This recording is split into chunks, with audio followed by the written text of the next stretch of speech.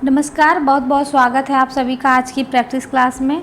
आज की यह प्रैक्टिस क्लास कल की प्रैक्टिस क्लास का सेकंड पार्ट है। तो आज का पहला प्रश्न है, भाग्य का पर्यायवाची नहीं है। वह कौन सा शब्द है जो भाग्य का पर्यायवाची नहीं है? तो विकल्प में है प्रारब्ध, नियत, भवितव्य या फिर नियति। तो इसका सही उत्तर हो जाएगा भाग्य का पर्यायवाची जो नहीं है वो है नियत। विकल्प बी इसका सही उत्तर हो जाएगा। नियत का होता है इरादा, और इच्छा, प्रारब्ध, भवितव्य, नियति ये सभी जो हैं भाग्य के पर्यायवाची हैं। तो इसका सही उत्तर हो जाएगा विकल्प बी। अगला प्रश्न है, निम्न उपन्यासों में कौन उसके लेखक के साथ सुमेलित नहीं है? तो कौन है? तो विकल्प में है झीनी झीनी बिनी चदरिया अब्दुल्ला बिस्मिल्लाह की है, पहला पड़ाव श्रीलाल शुक्ल, मैया दास की माड़ी भीष्म साहनी, अब्दुल्ला दीवाना शंकर शेष।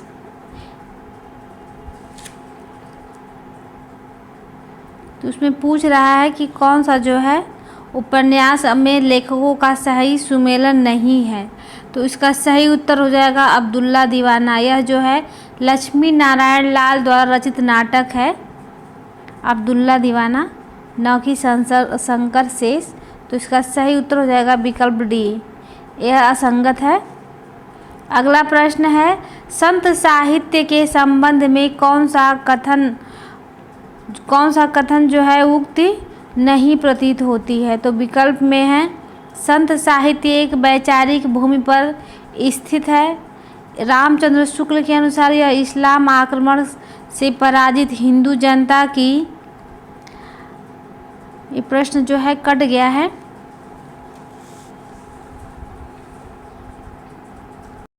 प्रश्न एक बार देखते हैं, संत साहित्य के संबंध में कौन सा कथन उचित नहीं प्रतीत होता है? तो संत साहित्य के बारे में बताना है। तो विकल्प में है संत साहित्य एक वैचारिक भूमि पर स्थित है, रामचंद्र शुक्ल के अनुसार यह इस्लामिक आक्रमण से पराजित हिंदू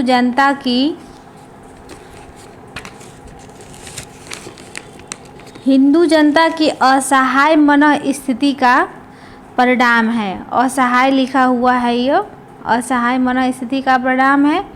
अब विकल्प सी है, संत साहित्य को मात्र भजन पूजन के स्तर तक देखा जा सकता है।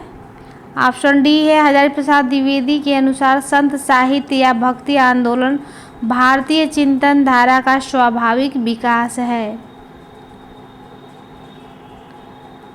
तो उचित कौन सा नहीं है ये बताना है। तो इसका सही उत्तर हो जाएगा विकल्प सी, इसे मात्र भजन कीर्तन तक ही सीमित नहीं रखा जा सकता। विकल्प सी इसका सही उत्तर हो जाएगा।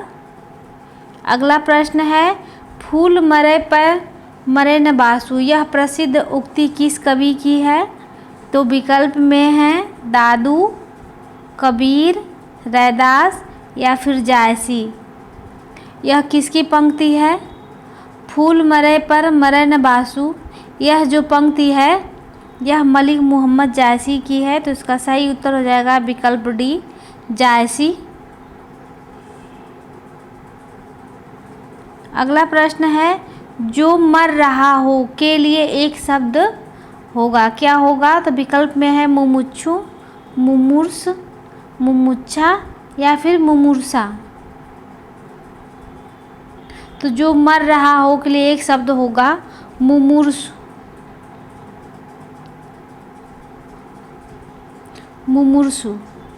विकल्प जो है बी जो है इसका सही उत्तर हो जाएगा मुमूर्षु होगा। इसमें भी छोटा ऊ की मात्रा लगी रहेगी। अगला प्रश्न है, एक वाक्य शुद्ध है उसे पहचानना है। तो विकल्प पूरा देख लेते हैं इसका। तो विकल्प में है आपकी राय से यह काम जरूरी है, वहाँ मिष्ठान की बड़ी दुकान है, भारत कश्मीर से लगाकर कन्याकुमारी फैला है, कन्याकुमारी तक फैला है, या फिर विकल्प डी है उन्होंने बहुत सी पुस्तकें एकत्रित कर ली। अब पूछ रहा है इसमें कि एक वाक्य शुद्ध है, 3 वाक्य जो हैं अशुद्ध हैं। तो इसका शुद्ध वाक्य होगा वहाँ मिष्ठान की बड़ी दुकान है। विकल्प बी इसका सही उत्तर हो जाएगा। अगला प्रश्न है, एक में तालव्य ध्वनियों का प्रयोग हुआ है। कौन से शब्द में तालव्य ध्वनि है? तो विकल्प में है पापा, बाबा, मामा या फिर चाचा। तो इसका सही उत्तर हो जाएगा विकल्प डी, चाचा में जो है तालव्य ध्वनि है। अगला प्रश्न है, इस बोली में कर्ता कारक की विभक्ति प्रयोग नहीं होता। किस बोली में कर्ता कारक की विभक्ति का प्रयोग नहीं होता है? तो विकल्प में है कन्नौजी, बुंदेली, अवधी या फिर मेवाती। तो किस बोली में कर्ता कारक की विभक्ति का प्रयोग नहीं होता है? तो अवधी बोली में जो है कर्ता कारक की विभक्ति का ने जो होता है का प्रयोग नहीं होता है। तो इसका सही उत्तर हो जाएगा विकल्प सी, अवधि। अगला प्रश्न है, अयोध्या सिंह उपाध्याय हरिऔध द्वारा रचित ठेठ हिंदी का ठाठ किस विधा की रचना है यह? तो विकल्प में है काव्य, नाटक, अनुवाद या फिर उपन्यास। किस विधा की रचना है ठेठ हिंदी का ठाठ? तो हरिऔध द्वारा रचित ठेठ हिंदी का ठाठ जो है यह उपन्यास विधा की रचना है। विकल्प सी इसका सही उत्तर हो जाएगा, उपन्यास। अगला प्रश्न है, निम्नलिखित में से कौन सा शब्द उत्तर का विलोम नहीं है? तो उत्तर का विकल्प में है प्रश्न का उत्तर, उत्तर का दक्षिण, पूर्व का पश्चिम, उत्तर का अनुत्तर। ऐसे क्रम होगा तो जो नहीं होगा वो क्या होगा? पूर्व, क्योंकि पूर्व का पश्चिम होगा न कि उत्तर। तो पूर्व का यही जो है विकल्प सही नहीं है। प्रश्न का भी उत्तर होता है, दक्षिण का भी उत्तर होता है, उत्तर का भी जो विकल्प होगा अनुत्तर। तो इसका सही उत्तर हो जाएगा विकल्प सी। अगला प्रश्न है, शेखर जोशी की कहानी है। कौन सी कहानी शेखर जोशी की है? तो विकल्प में है कर्मनाशा की हार, मेरा पहाड़, पंचलाइट, महुए का पेड़। तो मेरा पहाड़ जो है शेखर जोशी की कहानी है। मेरा पहाड़, विकल्प बी इसका सही उत्तर हो जाएगा।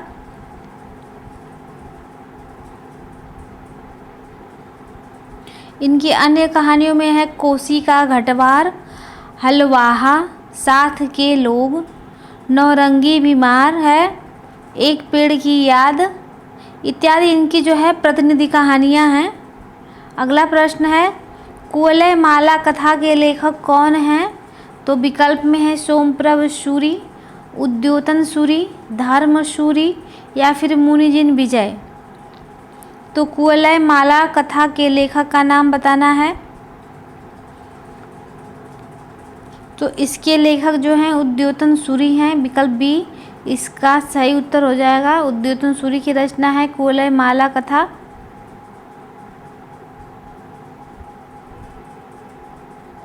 इस कथा में कुछ ऐसे प्रसंग हैं जिसमें तत्कालीन बोलचाल की प्रचलित भाषा का बोध होता है।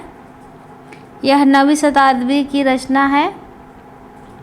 अगला प्रश्न है, मानव प्रकृति का ज्ञान तुलसीदास से अधिक उस युग में किसी को नहीं था। यह कथन किसका है? तो विकल्प में है रामचंद्र शुक्ल, हजारी प्रसाद द्विवेदी, रामविलास शर्मा या फिर विश्वनाथ त्रिपाठी।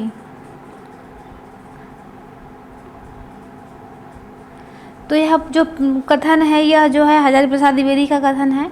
तो इसका सही उत्तर हो जाएगा विकल्प बी, हजारी प्रसाद द्विवेदी। अगला प्रश्न है, पहाड़ी हिंदी का विकास किसका अपभ्रंश माना जाता है? तो विकल्प में है ब्राचड़, मागधी, पैसाची या फिर खस। तो खस अपभ्रंश से जो है पहाड़ी हिंदी उपभाषा का विकास हुआ है। पहाड़ी हिंदी से कुमायूनी और गढ़वाली बोलियां विकसित हुई हैं। ये बोलियां जो हैं उत्तराखंड राज्य के कुमाऊं तथा गढ़वाल मंडलों में बोली जाती हैं। तो इसका सही उत्तर हो जाएगा विकल्प डी खस। अगला प्रश्न है तार सप्तक का प्रकाशन काल है। तो ये तो बहुत इजी सा प्रश्न है, सबको पता है। तार सप्तक का प्रकाशन वर्ष जो है 1943 है। विकल्प ए इसका सही उत्तर हो जाएगा 1943। दूसरे सप्तक का प्रकाशन वर्ष है 1951, ये दूसरे सप्तक का प्रकाशन वर्ष है। और तीसरे सप्तक का प्रकाशन वर्ष है 1959।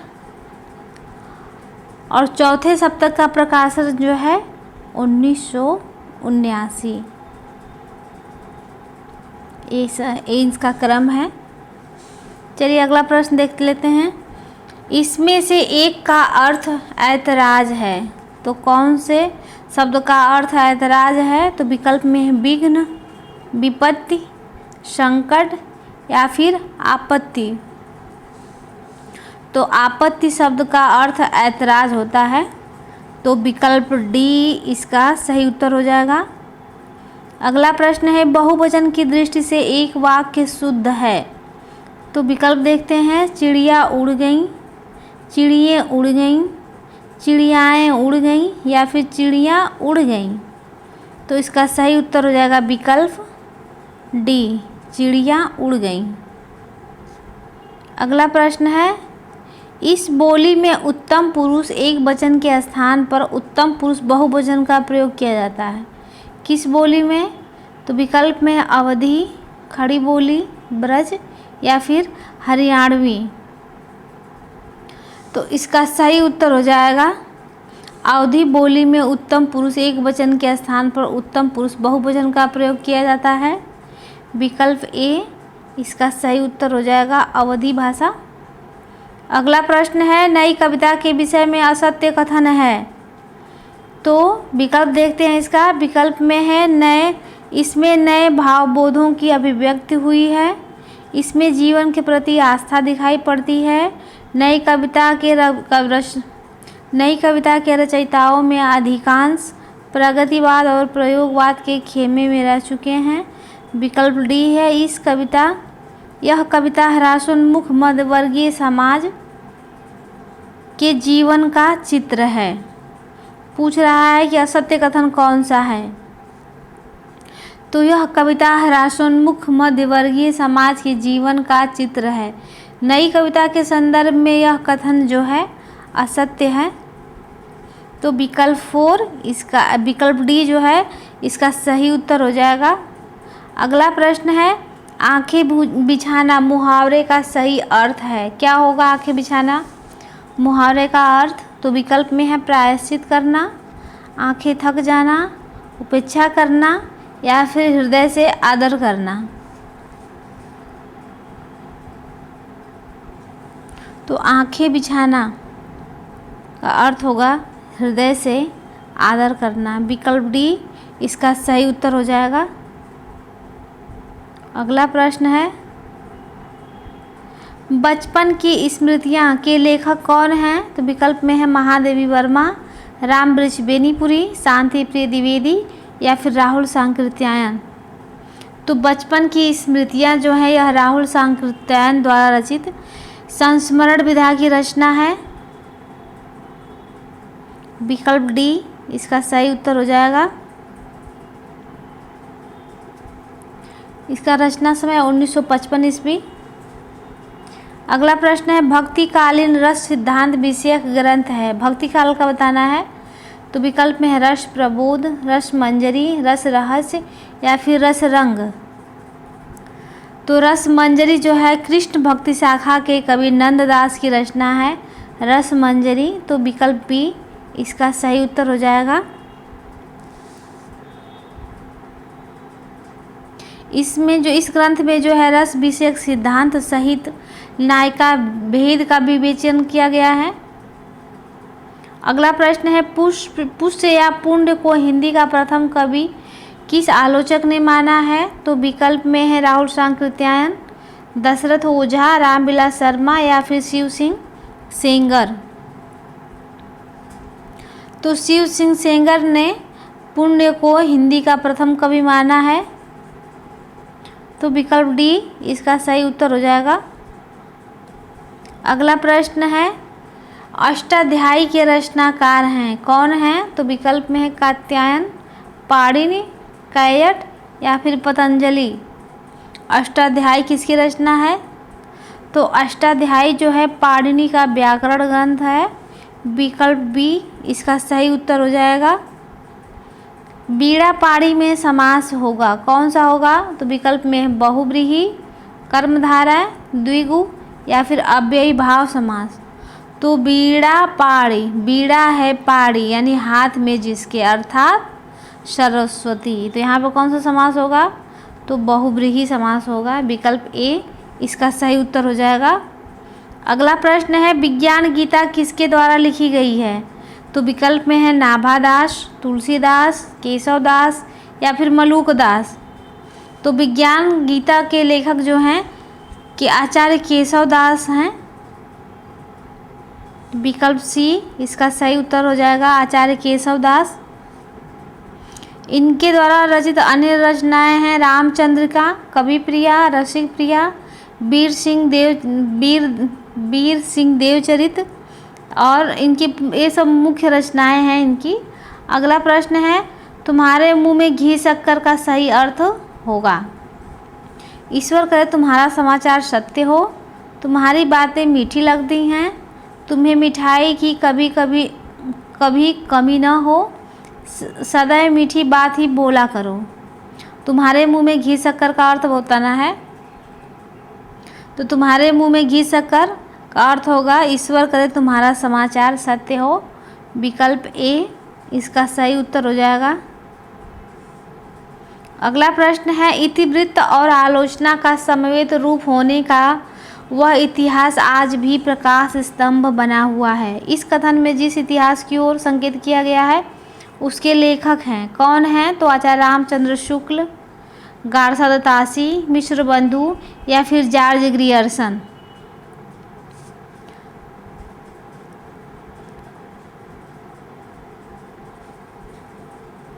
तो यह कथन जो है विजयेंद्र स्नातक का है, जो आचार्य रामचंद्र शुक्ल द्वारा रचित हिंदी साहित्य के इतिहास के संबंध में है।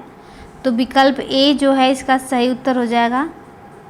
विजयेंद्र स्नातक का यह कथन है और कहा गया आचार्य रामचंद्र शुक्ल के इतिहास ग्रंथ हिंदी साहित्य के इतिहास के लिए। चलिए अगला प्रश्न देख लेते हैं। अगला प्रश्न है, निम्नलिखित में से कौन सा बहुव्रीहि समास का उदाहरण नहीं है? तो विकल्प में है चंद्रशेखरः, चक्रपाणि है, चंद्रकांति है या फिर राजपुरुषः। तो राजपुरुषः जो है इसका अर्थ होगा राजा का पुरुष। तो यहाँ पे हो जाएगा तत्पुरुष समास। तो विकल्प डी इसका सही उत्तर हो जाएगा। संबंध तत्पुरुष समास है इसमें। अगला प्रश्न है, निम्नलिखित में से एक सूर्य का पर्यायवाची है तो क्या है? तो विकल्प में है रस, निचोड़, अर्क या फिर सार। तो सूर्य का पर्यायवाची होगा अर्क। विकल्प सी इसका सही उत्तर हो जाएगा। अर्क मीन्स होता है सूर्य। अगला प्रश्न है, निम्नलिखित में से घनानंद की रचना नहीं है, कौन सी रचना घनानंद की नहीं है वो छांटना है इसमें से। तो विकल्प में है प्रिया प्रसाद, भावना प्रकाश, प्रीतिपावश या फिर पक्षी विलास। तो इसका सही उत्तर हो जाएगा पक्षी विलास जो है घनानंद की रचना नहीं है। विकल्प डी इसका सही उत्तर हो जाएगा। घनानंद के संबंध में आचार्य रामचंद्र शुक्ल ने लिखा है, इनकी सी विशुद्ध सरस और शक्तिशालिनी ब्रज भाषा लिखने में और कोई कवि समर्थ नहीं हुआ। यह कथन जो है घनानंद के संबंध में आचार्य रामचंद्र शुक्ल ने कहा है।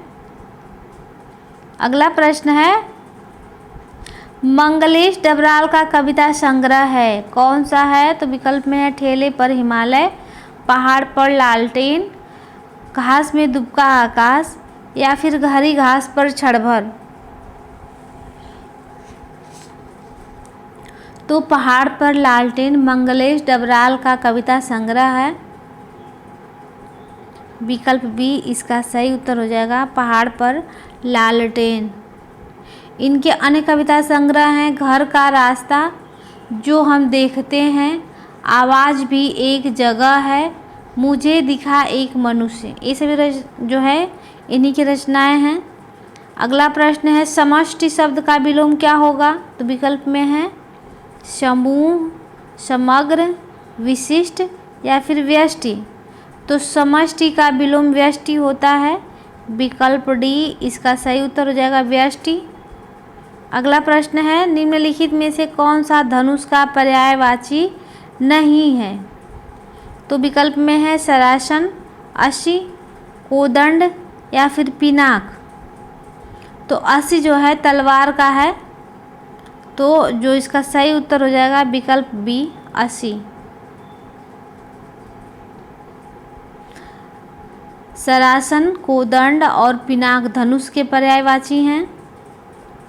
अगला प्रश्न है अकहानी आंदोलन के पुरस्कर्ता माने जाते हैं, तो कौन माने जाते हैं? तो विकल्प में है गंगा प्रसाद बिमल, मोहन राकेश, रविंद्र कालिया या फिर रमेश बख्शी।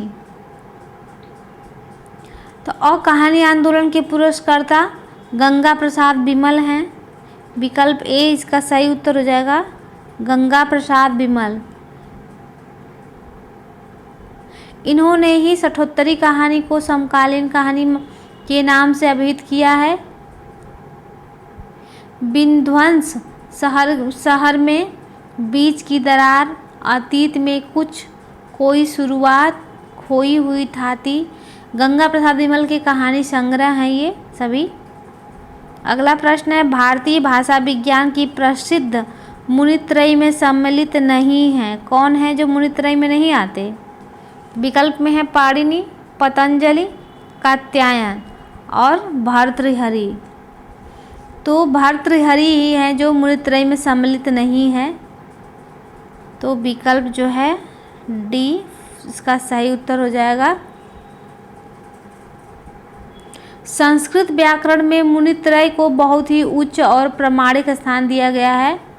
अष्टाध्यायीकार पाणिनि, वार्तिककार कात्यायन और महाभाष्यकार पतंजलि को मुनित्रय कहा गया है। तो ये तीनों लोग मुनित्रय में आते हैं, पाणिनि, पतंजलि और कात्यायन। अगला प्रश्न है इनमें से एक पतवार का पर्यायवाची है, कौन है? तो विकल्प में है अर्जुन, दुर्योधन, कर्ण या फिर नकुल।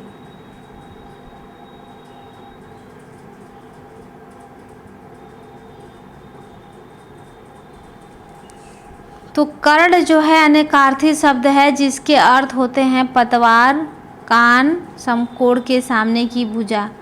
तो इसका सही उत्तर हो जाएगा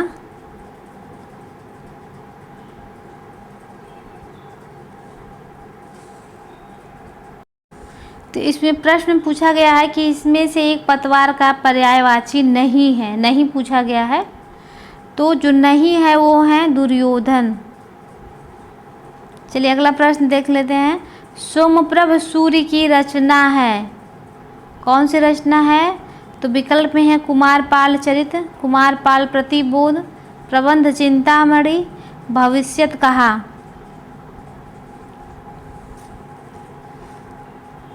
तो सोमप्रभ सूर्य की रचना कुमारपाल प्रतिबोध है।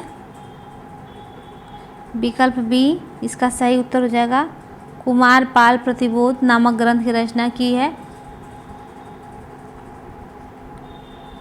अगला प्रश्न है निम्नलिखित में से कौन सी रचना सर्वेश्वर दयाल सक्सेना की नहीं है? तो विकल्प में है पागल कुत्तों का मसीहा, खूंटियों पर टंगे लोग, काठ की घंटियाँ, एक शहर की मौत। तो एक शहर की मौत सर्वेश्वर दयाल सक्सेना की रचना नहीं है। विकल्प डी इसका सही उत्तर हो जाएगा। अगला प्रश्न है विलोम की दृष्टि से एक युग्म अशुद्ध है। तो विकल्प में है गमन का आगमन, निषिद्ध का विहित, आमिष का सामिष, व्यास का समास। तो इसका सही उत्तर हो जाएगा विकल्प सी आमिष का सामिष जो है यह समानार्थी शब्द है। विलोम की दृष्टि से यह शब्द अशुद्ध है। अगला प्रश्न है, निर्गुण भक्ति काव्य धारा में उदासी संप्रदाय के प्रवर्तक कौन हैं? तो विकल्प में है दादू दयाल, रज्जब, श्रीचंद या फिर मलूकदास। तो उदासी संप्रदाय जो है सिख साधुओं का एक संप्रदाय है। जो इसके जो प्रवर्तक हैं वो हैं, उदासी संप्रदाय के प्रवर्तक जो हैं श्रीचंद हैं। विकल्प सी इसका सही उत्तर हो जाएगा, श्रीचंद। तो यह आज का लास्ट प्रश्न था। अगर मेरी वीडियो आप लोगों को अच्छी लग रही है तो प्लीज़ आप लोग मेरे वीडियो को लाइक करें, शेयर करें और मेरे चैनल को जो है बहुत ज़्यादा से ज़्यादा सब्सक्राइब करें, जिससे मुझे और सारे वीडियो बनाने के लिए मोटिवेशन मिलता रहे। तो चलिए आज के लिए बस इतना ही, मिलते हैं नेक्स्ट वीडियो में। तब तक के लिए धन्यवाद।